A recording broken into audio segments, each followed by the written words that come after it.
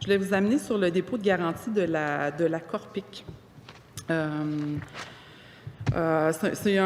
en a parlé entre autres là, aussi pendant le projet de loi. Si je ne me trompe pas, on avait déposé, ma collègue d'Anjou, Louis Riel, avait déposé un amendement dans ce sens-là. Je pense que même que la Corpic, il tenait déjà beaucoup. Je vais faire la suite à la question de l'opposition officielle sur la Corpic, sur la demande du dépôt de garantie. La ministre avait avancé là-dedans quand elle discutait du projet de loi 16.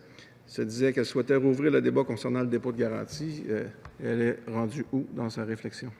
J'ai rencontré justement, oui, la Corpic, j'ai rencontré les associations des propriétaires, des locataires également. Présentement, ce que je vous dis, le dépôt de garantie est illégal. Alors, c'est certain que ceux qui exigent un dépôt garanti, c'est complètement illégal. Fait qu'il n'y a aucun propriétaire au Québec présentement qui peut exiger un dépôt garanti. Ceci étant, il y a eu une cause qui a été entendue. Le jugement, je crois, c'était le 28 février. Il y a eu une cause qui a été entendue et le sujet était le dépôt de garantie.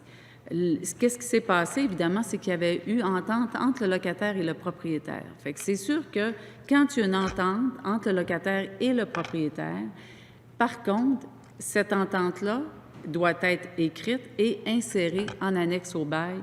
Les deux parties peuvent le faire. Par contre, si le locataire se sent, si je peux dire, sous pression ou harcelé ou obligé, ou le locataire sent qu'il a été coincé dans l'obligation de donner un dépôt garanti, alors c'est sûr que c'est illégal. Ça, je peux vous le dire.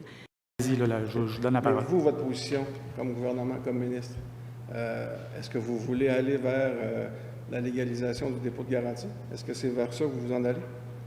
Bien, Madame la ministre? Oui, honnêtement, puis je suis très transparente avec vous. On a des discussions par rapport au dépôt garanti. Puis si j'ai assez de temps pour l'expliquer, je peux y aller, oui?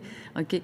En fait, on a comme une situation particulière au Québec. On a un manque de logements ou encore, il y a certaines municipalités que c'est plus dur de trouver des logements. On est en train de s'apercevoir que c'est difficile d'encourager les gens à acheter des immeubles et en faire des logements ou encore pratiquer la location de logements. Qu'est-ce qui se passe? On a des propriétaires qui sont un petit peu coincés parce que parfois ils retrouvent leur logement dans des situations regrettables. Puis en plus, parfois, comme je le dis, il y a énormément de causes en non-paiement de loyer. Maintenant, nous, c'est sûr qu'on a la demande pour eux d'avoir un dépôt garanti, mais c'est certain que pour les locataires, un dépôt garanti, et présentement, il n'y en a pas question.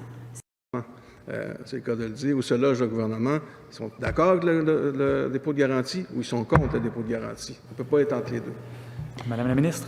Oui, bien justement, où je me situe et où on se situe, on n'est pas prêt encore à prendre la décision. Puis je vous le dis, c'est une bonne affaire parce que si on prenait tout de suite la décision d'exiger un dépôt garanti, ce serait peut-être pas le moment approprié. Dans le fond, aujourd'hui, ce que vous dites, c'est illégal. Et même s'il y a une entente, si on force le locataire à faire une entente, même ça, c'est illégal. Le dépôt de garantie, demander un dépôt de garantie, soit par entente ou autrement, ça reste illégal. Le message est clair. Madame la ministre? C'est très clair. Le dépôt de garantie, exiger un dépôt de garantie, c'est illégal. Par contre, ça, c'est comme dans tout contrat, hein, s'il y a une entente entre les parties, c'est sûr, mais nous, on dit il faut que ce soit écrit en annexe dans le bail, mais il faut qu'il y ait une entente entre les parties.